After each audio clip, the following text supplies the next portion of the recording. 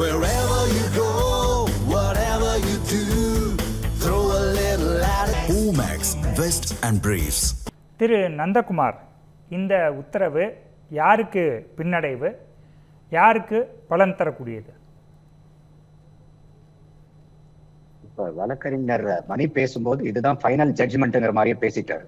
இது interim stay, interim இடைக்கால தடைக்கும் கோர்ட்டினுடைய judge final ஜட்ஜ்மெண்ட்டுக்கும் மலைக்கும் மடுவுக்குமான இல்ல, அவரு அப்பீல் கூட போலான்னு தான் சொன்னார். இல்ல, இது அப்பீலே இல்லைங்க. இல்ல, இப்பதான் அவங்க என்ன கோர்ட்ல என்ன தெளிவா சொல்லியிருக்காங்கன்னா, இப்ப எலெக்ஷன் பெட்டிஷன் பெண்டிங்ல இருக்கு. இப்ப தமிழ்நாட்டுல 7. இப்ப இது மொத்தமா ஒட்டு மொத்தமா இத தடை நிறுத்துறாங்கன்னாக்கா, இன்னைக்கு ஏன் மதுராந்தகத்துக்கும் தாராபுரத்துக்கும் ஏன் நிறுத்தல? எதனால மீதி இருக்கக்கூடிய 5 தொகுதிக்கு மட்டும் இதை நிறுத்துறாங்க? அப்ப அந்த 5 தொகுதியில அதுல போட்டியிட்ட வேட்பாளர்கள் நம்மளுடைய ரெப்ரசன்டேஷன் ஆஃப் பீப்புள் ஆக்ட் பிரகாரம் நமக்கு கொடுத்திருக்கக்கூடிய வாய்ப்பின் அடிப்படையில 45 நாளைக்குள்ளார தேர்தல் முடிஞ்சதுக்கு அப்புறம் அவங்களுக்கு இருக்கக்கூடிய பிரச்சனைகளுக்கு அவங்க கோர்ட்டை அணுகலாம். அப்ப அந்த மாதிரி அவங்க எலெக்ஷன் பெட்டிஷன் ஃபைல் பண்ணிருக்காங்க. அப்ப அந்த எலெக்ஷன் பெட்டிஷன் ஃபைல் பண்ணும்போது அதுல என்ன பிரேயர் வைக்கிறாங்கன்னா, அவங்க இதுல எங்களைய வின்னர்னு அறிவிங்க, நாங்க தான் எம்எல்ஏக்கள்னு இது தீர்ப்பு வரும்போது எங்களை எம்எல்ஏக்களா, நீங்க வெற்றி பெற்ற எம்எல்ஏக்களாக அறிவியுங்கள் தீர்ப்பின் விசாரணையின் அடிப்படையில் அது பிரேயர் அவங்களுக்கு. அப்ப ஜட்ஜ் என்ன சொல்றாங்கன்னா, பை சான்ஸ் பை எலெக்ஷன் நடந்துச்சு, பை எலெக்ஷன் நடந்ததுக்கு அப்புறம் எம்எல்ஏக்கள் தேர்ந்தெடுக்கப்படுவாங்க இந்த 5 தொகுதிக்கும். அப்ப இந்த 5 தொகுதியில எலெக்ஷன் பெட்டிஷன் ஃபைல் பண்ண மாதிரி அந்த பெட்டிஷனர்ஸ்னுடைய வாதம் சரியாக இருந்து அவங்களுடைய கோரிக்கை நியாயமானதா இருந்துச்சுன்னா அவங்களையும் நம்ம வெற்றி பெற்ற வேட்பாளரா அறிவிக்கும் போது ஒரே தொகுதிக்கு 2 எம்எல்ஏக்கள் வந்துருவாங்க. அது பெரிய கான்ஸ்டிடியூஷனல் இஷ்யூ ஆயிடும். அதனால இது பொறுத்திருங்க அப்படின்னு சொல்றாங்க. அதோட இந்த ஜூலை 31 வரைக்கும் இந்த மத்த தரப்பு வாதங்களுக்கெல்லாம் அபிடாவிட் ஃபைல் பண்றதுக்காக இந்த கால அவகாசம் கொடுக்கறாங்க கோர்ட், ஜூலை 31 வரைக்கும். அப்போ இது இடைக்கால தடை. இந்த விசாரணை ஆரம்பிச்சு ஆகிற வரைக்கும் நீங்க இந்த 5க்கு நீங்க பை எலெக்ஷன் டேட் அனௌன்ஸ் பண்ணாதீங்க தானே ஒழிய இந்த 5 தொகுதிக்கு முழுவதுமாக பை எலெக்ஷன் கிடையாதுங்கிற அர்த்தம் இல்ல. சோ இதுதான் அதனுடைய அடிப்படை வாதம். நமக்கு என்ன ஒரு கேள்வி வருதுன்னா, இது கோர்ட் கொடுத்திருக்கக்கூடிய ஃபைண்டிங்ஸ் வண்டர்ஃபுல் ஃபைண்டிங்ஸ், ஒரு கான்ஸ்டிடியூஷனல் இஷ்யூ வரும்னு. இப்ப என்னுடைய கேள்வி என்னன்னா, தமிழரசன், தமிழகத்துல எத்தனையோ எலெக்ஷன் பெட்டிஷன், நூற்றுக்கணக்கான எலெக்ஷன் பெட்டிஷன் இது வரைக்கும் ஃபைல் ஆயிருக்கு. நீங்க எனக்கு தெரிஞ்சு சொல்லுங்க, இது வரைக்கும் எத்தனை இந்த election petitioners have been declared as a winner? Okay, ஒரே ஒருத்தர் நமக்கு தெரிஞ்சு இப்ப சமீபமா தீர்ப்பு வந்தது ஐயா அப்பாவுக்கு வந்துச்சு. ஆமா, அப்பாவு எப்ப எலெக்ஷனை ஃபைட் பண்ணாரு? 2016ல. இப்ப இருக்காரு பாருங்க இன்பதுரை, அதிமுகவினுடைய எம்பி. அவரை எதிர்த்து போராடும் போது அதுல ஒரு 46 வாக்கு வித்தியாசத்துல ரீகவுண்டிங்ல அடிஷன் ப்ராப்ளம் ஆயிடுச்சுன்னு சொல்லிட்டு இதுக்கு உண்டான தீர்ப்பு எப்ப வந்துச்சு? 2026ல. 10 வருஷம் கழிச்சு தீர்ப்பு வருது. அப்ப நம்மளுடைய நீதி பரிபாலனையும் நீதி வழங்கக்கூடிய முறையிலும் பாருங்க, இன்னைக்கு கோர்ட் இந்த கான்ஸ்டிடியூஷனல் பிரச்சனை வந்துரும் சொல்றதுல எனக்கு 100க்கு 100 உடன்பாடு உண்டு. ஆனா இப்ப உதாரணத்துக்கு அப்பாவுடைய சைட்ல இருக்கக்கூடிய நியாயத்தை எடுத்துங்க. ஒரு வெற்றி பெற்ற வேட்பாளரை அவர் வெற்றி அடையாதவர்னு சொல்லிட்டு நீங்க 10 வருஷம் கழிச்சு நீங்க வெற்றியாளர் டிக்ளேர் பண்ணிருக்கீங்க. இதுக்காக யாருக்காவது பிரயோஜனம் இருக்கா? இப்ப அவர் திருப்பி போய் என்ன ஒண்ணுனாக்கா, அந்த டைம்ல அந்த 5 வருஷத்துக்கு உண்டான சேலரி எல்லாம் கொடுங்க, எல்லாம் பண்ணுங்க, அவர் இந்த அந்த அவை குறிப்பில் எல்லாம் இவரு தான் அந்த இடத்துல எம்எல்ஏங்கிறதெல்லாம் ஒரு பேக் டேட்ல போய் எல்லாத்தையும் அந்த டாக்குமெண்ட்டை கரெக்ட் பண்றதுக்கு உதவுதே ஒழிய வேற எதுக்காவது நமக்கு உதவுதா? அப்ப இன்னைக்கு ஹைகோர்ட் இந்த மாதிரி ஒரு பிரச்சனை வந்துட்டா என்ன பண்றது? அதனால நீங்க பை எலெக்ஷனை நிறுத்துங்கன்னு சொல்றது ஓகே. ஆனா நீங்க கோர்ட் எத்தனை வருஷம் கழிச்சு இதுக்கெல்லாம் தீர்ப்பு கொடுக்க போறீங்கிற கேள்விதான் நம்மளுடைய கேள்வி வரப்போகுது.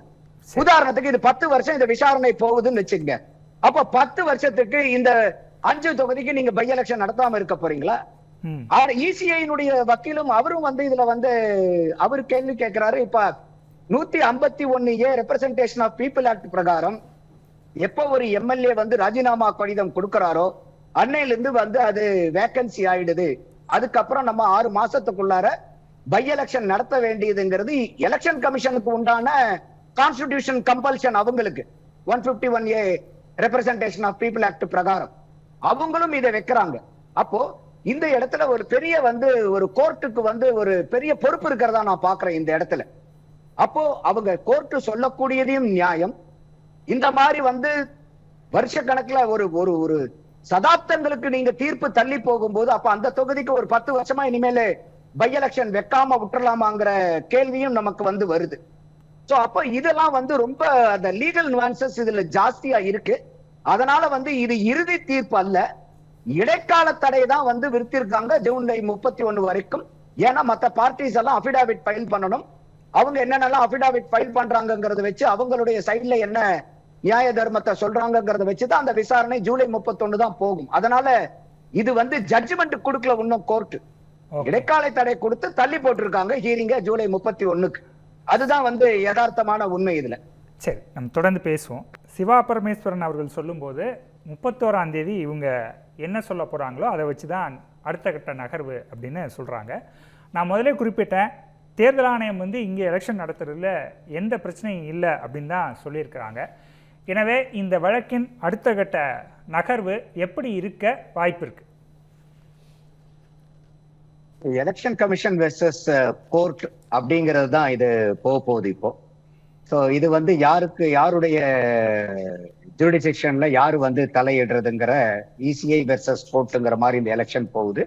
இன்னொன்று வந்து இது தாவாக்கு வந்து எந்த இடத்துலயுமே வந்து பின்னடைவு இல்லை. சப்போஸ் இன்னைக்கு வந்து 7 வேகன்சி இருக்குன்னாக்கா அதுல வந்து இப்ப கழிச்சிட்டீங்கன்னா 227, ஆஃப் வேவ் மார்க் எடுத்தீங்கன்னா 113, ஸோ ஒன்னு கூட்டினீங்கன்னா 114. அப்ப 115 எம்எல்ஏக்கள் இருந்தாவே போதும் இந்த சூழ்நிலையில. எம்எல்ஏக்கள் இருந்தாங்கன்னா எம்எல்ஏக்களுடைய அடிப்படையில, எம்எல்ஏக்கள் இல்லைன்னா இருக்கக்கூடிய எம்எல்ஏக்களுடைய அடிப்படையில. அப்ப 118 இருக்க வேண்டியது இன்னைக்கு 115 இருந்தாவே போதுங்கிறது தான் தாவேக்காது. அப்ப இன்னைக்கு பாத்தீங்கன்னா தாவேக்காக்கு 107 இருக்கு, காங்கிரஸ்க்கு 5 இருக்கு, கூட்டணி கட்சியில இருக்கக்கூடிய ஐயுஎம்எல்க்கு 2, விடுதலை சிறுத்தைகளுக்கு 5, 116 இருக்குது, 115 இருக்க வேண்டிய இடத்துல. சோ அப்ப தாவேக்கா கவர்மெண்ட்டுக்கு எந்த விதமான எண்ணிக்கை பிரச்சனை எப்பயுமே கிடையாது. இன்னும் ஒரு 4 எம்எல்ஏக்கள் வந்து அவுட் சைட் சப்போர்ட் வந்து கம்யூனிஸ்டுகள் வந்து கொடுத்துக்கிட்டு இருக்காங்க. திமுகவுக்கு வந்து இது எந்த விதத்துல வந்து ஒரு பெருமூச்சு விடுறதுக்கு ஒரு வாய்ப்பு இருக்குன்னு, அடா அப்பா நல்ல வேலைடா பை எலெக்ஷன் இப்ப வரல, மறுபடியும் இது பை எலெக்ஷன் வந்து அதுல தோத்து போயிட்டோம்னா நம்ம நிலைமை என்ன ஆகுறது அப்படிங்கிற மாதிரி ஒரு திமுகவுக்கு வந்து ஒரு இளைப்பாறுதலை வேணா இது வந்து கொடுக்கலாம், அவங்களுக்கு வந்து இதை பார்க்கலாம். அடுத்தது வந்து பாத்தீங்கன்னாக்கா இன்னைக்கு நம்ம இது வந்து ஒரு மைனாரிட்டி கவர்மெண்ட்னு சொல்றதை விட இது வந்து ஒரு excellent form of government in terms of கூட்டணி அரசாங்கம். நம்ம வந்து ஐயா ராஜாஜி அவர்களுக்கு அப்புறம் நம்ம இப்பதான் தமிழ்நாட்டுல வந்து கூட்டணி ஆட்சி பாக்குறோம். அதோட வந்து இன்னைக்கு இது இன்க்ளூசிவ் கவர்மெண்ட்டும் கூட. ஏன்னா கவர்னர் அவர்கள்ட்ட போய் இந்த ஆதரவு கடிதம் கொடுக்கும் போதே, கடைசியா அந்த ஐயுஎம்எல் லெட்டர் கொடுக்கும் போதே வந்து பாத்தீங்கன்னா கவர்னர் சொன்னது வந்து இப்பதான் வந்து இந்த கவர்மெண்ட் இன்க்ளூசிவ் கவர்மெண்ட் ஆயிருக்கு ஐயுஎம்எல் சேர்த்தனதுக்கு அப்புறம். இது ஆர்லேக்கர் அவர்கள் கவர்னர் மேதக ஆளுநர் வந்து பயன்படுத்தின வார்த்தை. அப்ப ஒரு ரோல் மாடலா இருக்கக்கூடிய ஒரு கவர்மெண்ட் இது, ஒரு கூட்டணி ஆட்சி. அனைத்து கட்சிகளுக்கும் அவங்க வெளியிருந்து ஆதரவு கொடுக்கறேன்னு சொன்னாங்களா கூட இன்னைக்கு இருக்கக்கூடிய தாவேக்கா ஒரு பெருந்தன்மையோட, பெரியண்ணன் மனப்பான்மையில இல்ல, பெருந்தன்மையோட கூட்டு நீங்களும் ஆட்சியில பங்கெடுக்கணும்னு சொல்லி கட்டாயப்படுத்தி இன்னைக்கு மந்திரிகளை கொடுத்திருக்காங்க. அப்போ இன்னைக்கு சமூக நீதினு நம்ம மேடைக்கு மேடை வந்து கடந்த பல சதாப்தங்களாக பேசிக்கிட்டு வரும்போது வெறும் மேடை பேச்சிலையும் ஏட்டுல எழுத்து வடிவத்துல இருந்த வெறும் சமூக நீதி இல்ல. எனக்கு இதுல ஒரே ஒரு கேள்வி சார், கட்டாயப்படுத்தி அமைச்சர் பதவி கொடுத்தாங்கன்னு சொல்றீங்க, வெளியில இருந்து அவங்க ஆதரவு தரேன்னு கடிதம் எல்லாம் கொடுத்துட்டாங்க. அப்படி இருக்கும்போது அவங்கள வலுக்கட்டாயமா உள்ள கூட்டிட்டு வர வேண்டிய அவசியம் என்ன? இதுதான் சொன்னேன், நான் பெருந்தன்மைன்னு சொன்னேன் நான். ஏன்னா அவங்க வந்து பரவாயில்ல இப்ப இல்லன்னா கூட, இப்ப இன்னைக்கு காங்கிரஸ்க்கு 2 மினிஸ்டர் கொடுத்தாங்க, ஐயுஎம்எல்க்கு 1, விசிகாக்கு 1ங்கும் போது 4 அமைச்சர்கள் வந்து இன்னைக்கு வெளியே இருக்காங்க. இப்போ அந்த 4 அமைச்சர்களும் அவங்க கூப்பு கொடுக்கலன்னா தாராளமா அந்த 4ஐயும் இவங்களே பயன்படுத்தி இருக்கலாம், இவங்க கட்சிக்காரங்களை இன்னும் கொஞ்சம் மேல கொண்டு வந்திருக்கலாம், அதை யாரும் கேட்க போறது இல்ல. அப்போ இவங்களா வந்து இல்ல வாங்க கூட்டணியில நீங்க பங்கெடுத்துக்குங்க. அப்ப நம்ம இது ஏன்னா முதல் மாநாட்டிலேயே வந்து விஜய் அவர்கள் பேசுறாரு, கூட்டணிக்கு எலெக்ஷன் எல்லாம் வர்றதுக்கு முன்னாடியே முதல் மாநாட்டுல விக்கிரவாண்டியில சொல்றாரு, நம்மளால தனியா ஜெயிக்க முடியும், இருந்தாலும் நம்மள நம்பி வர்றவங்களுக்கு ஆட்சியில இடம் கொடுப்போம்னு ப்ரீபோல் அலையன்ஸ் பேசுறாரு. ஆனா அந்த மாதிரி ப்ரீபோல் அலையன்ஸுக்கு பேசி கூட அன்றைக்கு குரல் கொடுத்து செவிமடுக்காத கூட்டணி கட்சிகள் வெற்றி பெற்றதுக்கு அப்புறம் இன்னைக்கு திமுகவினுடைய போக்கு பிடிக்கலங்கிறனால அவங்க தாவேக்கா கூட போயிருக்கும் போது கூட இப்பயும் வாங்க ஆட்சியில பங்கு கொடுக்கறேன்னு சொல்றதுனாலதான் நான் அந்த வார்த்தை அடிக்கோடிக்கிட்டு காமிச்சேன். இது உண்மையே பெருந்தன்மை, இது பெரியண்ணன் மனப்பான்மை இல்ல. சரி, அடுத்தது இந்த கோர்ட் வந்து இன்னொரு அப்சர்வேஷன் என்ன கொடுத்திருக்காங்க அப்படின்னு கேட்டீங்கன்னாக்கா, அந்த எம்எல்ஏக்கள் ராஜினாமா பண்ண எம்எல்ஏக்களுடைய தேதி என்ன, எலெக்ஷன் பெட்டிஷன் வந்த தேதி என்ன. ஏன்னா இந்த வழக்க விசாரிக்கிறவர் வந்து இந்த தொகுதிக்கெல்லாம் உடன்பாட்டு இல்லாதவர், ஒரு வெளியில இருந்து வர ஸ்ட்ரேஞ்சர் அப்படின்லாம் சொல்லும் போது கோர்ட் வந்து அதை எடுத்துக்கல. அந்த வழக்கு தொடுக்கக்கூடிய இப்ப அந்த வக்கீல் வழக்கு தொடுத்திருக்காரு இல்லையா, அவர் எங்க இருக்கிறவரா வேணா இருக்கட்டும், இது வந்து அவர் கேட்கக்கூடிய அந்த அவருக்கு உண்டான உரிமையை பத்தி கேட்கக்கூடியது இல்லை, இது கான்ஸ்டிடியூஷன் பிரச்சனை அவர் கேட்டிருக்காரு, பதில் சொல்லணும்னு. ஆனா இன்னும் என்ன சொல்றாங்கன்னா, தரப்புல வக்கீல் வந்து எதிர்த்தரப்புல வைக்கும் போது பெட்டிஷனுடைய டேட்டையும் ராஜினாமாவுடைய டேட்டையுமே கூட பார்க்கணும். அப்படிங்கும் போது அதற்கும் வந்து நீங்க அபிடாவிட் வந்து ஃபைல் பண்ணுங்கன்னு சொல்லியிருக்காங்க. இன்னொன்னு இசிஐ என்ன சொல்லியிருக்காங்கன்னா, இந்த மாதிரி இந்த 5 வழக்குகள்ல சில வழக்குகளுக்கு எதிர்த்தரப்பினருக்கு இன்னும் நோட்டீஸ் கூட அனுப்பப்படலைங்கிறார். இசிஐல இருந்து எதிர்த்தரப்புக்கு இன்னும் நோட்டீஸ் கூட கொடுக்கல இந்த வழக்குக்கு உண்டானத. அப்ப இந்த மாதிரி வந்து ஒரு நேஷனல் ஸ்டேஜ்லயே இருக்குது அப்படின்னு. சோ அப்ப இது பெரிய, அதனாலதான் நான் சொன்னேன், இது வந்து ஒரு எலெக்ஷன் கமிஷனுக்கு உண்டான ஒரு கான்ஸ்டிடியூஷனல் பவருக்கும் கோர்ட்டுக்கு இருக்கக்கூடிய பவருக்கும் ஒரு